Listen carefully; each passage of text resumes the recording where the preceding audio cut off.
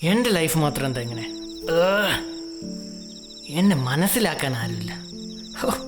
തൊടുന്ന എല്ലാം നാശത്തിലാ.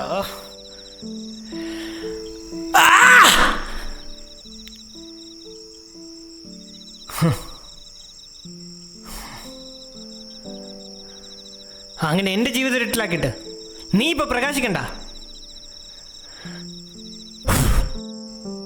മനുഷ്യന്റെ സങ്കടം കണ്ട് ചിരിച്ചോണ്ടിരിക്കുന്നു. പ്രകാശിക്കണ്ട, പ്രകാശിക്കണ്ട.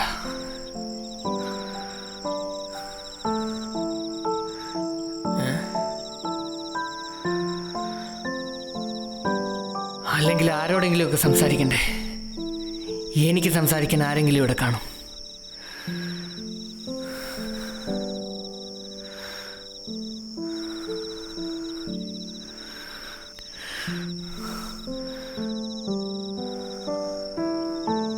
തുറക്ക്, തുറക്ക്, എനിക്കൊന്ന് സംസാരിക്കണം.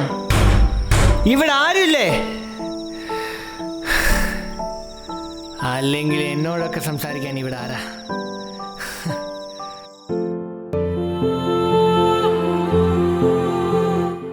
ഒന്ന് സംസാരിക്കണം എന്ന് വെച്ചാ ഇതിനകത്തും ആരുമില്ല. ഇതിനകത്തും ആരുമില്ല.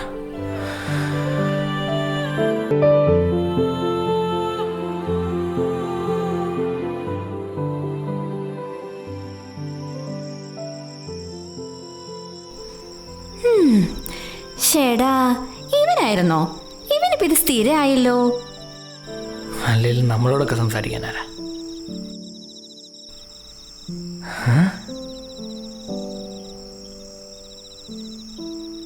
സിസ്റ്റർ എന്താ ഇവിടെ? ഇവിടെയും കണ്ടിട്ടില്ലല്ലോ. ഇവിടെ പുതുതാണോ?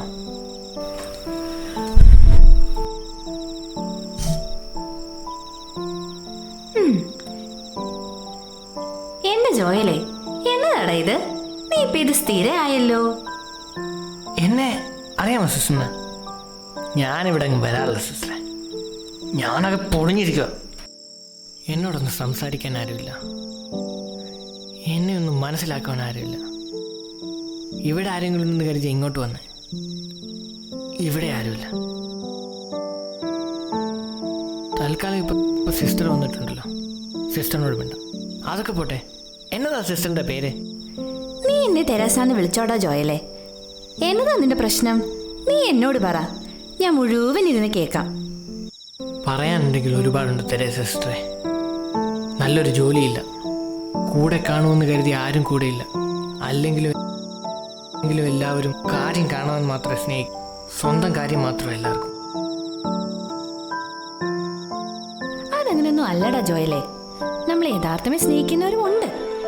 എനിക്കൊരു കൂട്ടുകാരനുണ്ട്, എന്നെ യഥാർത്ഥമായി സ്നേഹിക്കുന്ന ഒരു കൂട്ടുകാരൻ.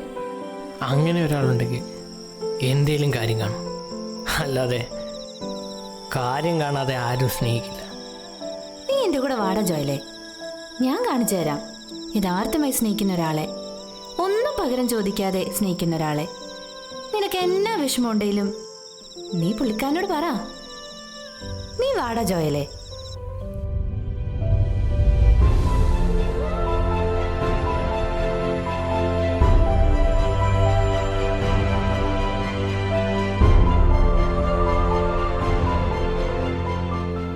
ദാണ്ടടാ ജോയിലേ, ഞാൻ പറഞ്ഞ എൻ്റെ കൂട്ടുകാരൻ, എന്നെ പണ്ടേ സ്വന്തമാക്കിയ എൻ്റെ കൂട്ടുകാരൻ, എന്നെ യഥാർത്ഥമായി സ്നേഹിക്കുന്ന എൻ്റെ കൂട്ടുകാരൻ, ആരൊക്കെ ഉപേക്ഷിച്ചാലും എന്നെയും നിന്നെയും ഒരിക്കലും ഉപേക്ഷിക്കാത്ത നമ്മുടെ ഈശോ.